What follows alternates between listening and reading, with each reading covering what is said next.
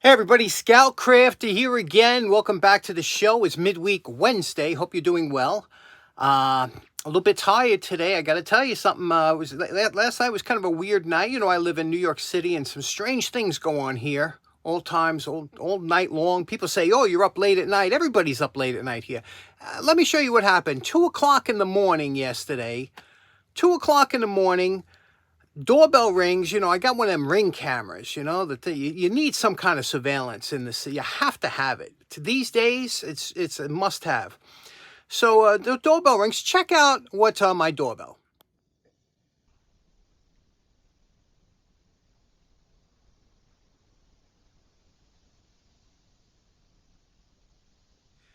Now that was Bert, right? I'm not losing my mind. That was Bert. I don't know what's going on. Anyway, I went out, answered the door. Gone. He's gone. Um, Anyway, yesterday was the poor man's flea market, so I went walking on the poor man's flea market, and it's a little depressing. You know, there's a lot of people moving from the city. A lot of people are running from the city. And I always told you a lot of people were selling their house, but man, this is crazy how many people. Right around the corner from me, nice house, nice people. They're going, and you know, of course, in front of the house, I always tell you. Now that for sale sign hasn't gone up on the house yet, but you can tell when people are getting ready to go by what they throw out. Check this out, what I saw in front of their house yesterday. Poor man's flea market. Nice house to be selling soon. What a shame. But check this out. Look at this antique rocker. Needs a little wicker repair. Look at this. Look at that.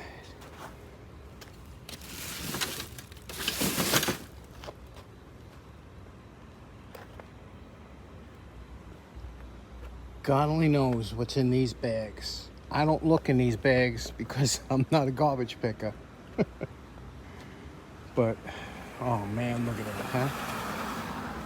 Look at this guy.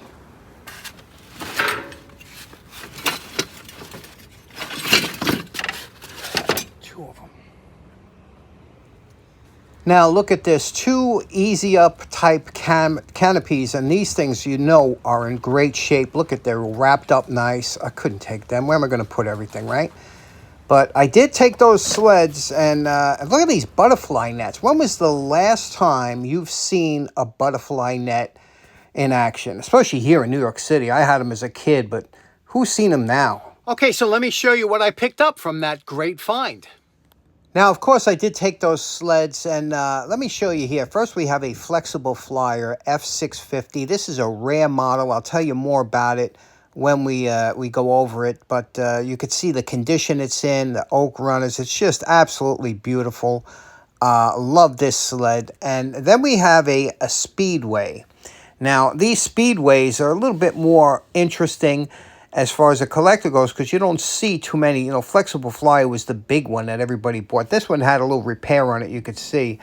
But from what I could get, and look at his name was on there, but from what I can understand from a little research, those little tips give it away, and I believe it was made in the late 50s to 60s, the Speedway sled. What do you think of that? Usually when I find sleds, they usually look like this.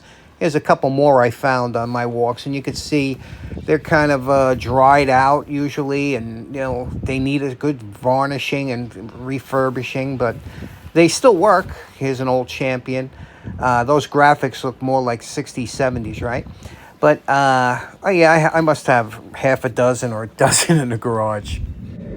Another item that I took from that house was this here. I love wood baseball bats. I use them for all different things. There's a ton of, this is a good piece of ash, which is usually what they're made from. And I also use them for props. You know, here, you remember I did these on the channel here. This was a, from The Walking Dead, Lucille. I made one of these for my buddy Bob, R.I.P. And another one here, that's a welcoming committee here for the, for the house. So I like to have these to make into medieval whatever the case may be. This one here was used apparently for some kind of display or something, because it has two nails in it. You see that? 2 nails, I'm sorry, screws.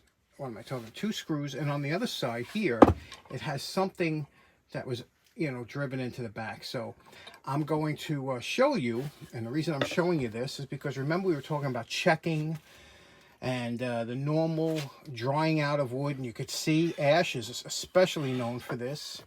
You could see it turns to a gray, and you say, well, look at it, it looks terrible. How do you get rid of, how do you bring back that this beautiful blonde that ash is supposed to look like? How do you get it? I'm going to show you. First thing we're going to do is remove these screws and the one from the handle, and I'm going to fill them. Now we removed the screws, and this was a nail that was in the top half, and again I don't know what that was there for, but now we're going to work on filling the holes. Now if you wanted to use this bat, you could use this bat again. There's no cracks in it. It doesn't look like it's unusable. The only thing is you got these 2 holes in it. Now the best way to fill these holes, the strongest way, forget about filler, is to drill a hole a little bit larger than that screw hole and put a dowel, glue in a piece of dowel. Okay, here's a messy part of the shop you don't usually get to see too often, but over here on the other side of the shop I have a assortment of different dowels and rods that are up here in the top here of the shelf, and you can see there's some metal over here. It is a mess. I got to redo the whole thing, but you see we got metal, we got copper, we got aluminum, and we have wooden dowels. Now if you do any kind of woodworking, wooden dowels are really, and look at that, a lot of these, sometimes I'll actually find dowels like these. I found all these, you know, and that'll be a perfect size to fill those holes. So we'll use one of these here, okay? Now, being I found these dowels, they look about 1/4 inch, but I'm not sure. 1/4 inch is 250 thousandths. So let's take a measurement here. We'll measure it just like this, close it, and okay, we have 255 thousandths of an inch. So it's 5 thousandths over, which is good because your normal 1/4 inch bit will not drill an exact 1/4 inch hole. It drills it so that you could pass a 1/4 inch bit bolt through, which, so it has to be a little bigger. So, but the best way to do it now is to take your drill bits and drill it and check it on a piece of scrap wood. Now we drilled a 1/4 inch bit hole. That drill bit I used says 1/4 inch on it. Again, it drills it slightly larger because it's meant to pass through a bolt. Now we're going to test it with the shaft here. We're going to take it and we're going to press. Now we want it to be a press fit, and that's just what we want, okay? You see that? That's a press fit.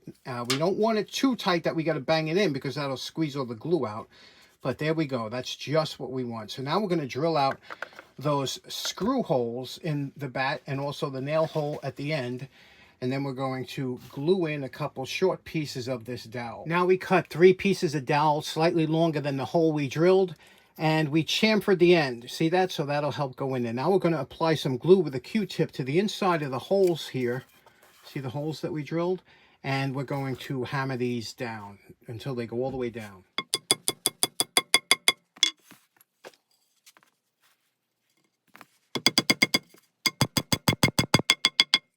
While these dowels are drying in, we're going to start scraping the wood here and get rid of some of this, again, with the checking. And we're going to scrape it down here. And you'll see when we scrape it down, the wood will become a little bit lighter. And depending on how far you scrape it, you can get it back to a nice light finish. And you can see here, just using a single edge razor blade, up and down, you'll see here. We're going to sand it later, but I'm just getting the top layer off here. You see it's lightening it already. When you cut the ends of the dowels off, just leave it a little bit proud. You see that's a little bit proud of the surface because you're going to let the sanding take care of that. There is some checking here because it was splitting, some moisture got in there. We can always use filler for that, but you can see how nice that comes out. And we also did here, the back there, you can see. So we're all filled. Okay, now we're going to go to the belt sander. Now I'm using my 1x42 belt sander. You could see here, I'm starting off with a coarse belt, and then we're going to do the same thing with a finer belt. And this way it'll get rid of any of the deep scratches it puts in. Okay, now we scraped it. We went over it with the belt sander using 2 grits. We used the 80 grit to get the varnish and everything that they put on off, and then we used the 120 grit belt to give it a nice smooth feel. Now look at, you don't see any more of that gray, that checking. You don't see anything else. These things, remember, there was some water damage here, but they're pretty much in the surface. And what we're going to do now, because there's a little damage here, must have hit something, a little damage here, and a little damage here and here. And we're just going to hit it with the putty, the plastic wood. We're going to use that, and then I'll come back and put a coat of shellac on, because I don't know what I want. Now, if I wanted this to be original, I would use a stain first. I would use golden oak stain. That's like a yellowish, a nice warm stain. And then I would varnish it, and then it would give it a color like original. But what I'm going to do, I don't know if we're going to paint it, whatever, but I do want to first put that. Let me get that plastic wood on. One thing I like about the plastic wood X is it goes on pink, but then it dries to a natural color. Now, this has only been about 45 minutes or so. That thing is dry. So let's sand that down. I also did a little bit over here where the, you see over here? That's where the dowels were put in. So let's sand that down with a little hand sanding. Okay, here we go. It's all sanded down now. You can't feel anything with your bare hand, okay? Here's where it was the dowel that was put in there, the first one. Here's the second one, covered up. Over here was that little dent that was there, covered up, smooth. And the whole bat now is nice and smooth. Now what I'm going to do is wipe it down with some denatured alcohol. Just wipe it down and then apply a coat of shellac, and that'll seal. Okay, here we are with one coat of shellac here, and that should, like I said, it's to stop the suction. Now we'll give this a light sanding and then probably paint it. I might do a, I don't know what kind of paint scheme I would think on here, but what do you think about that? We got rid of all the gray. It's and here is the dowels that were in there. Where are they? Oh, here's one. You could see here, and you could use this as a bat if you wanted to still. So we'll see what we want to do with this.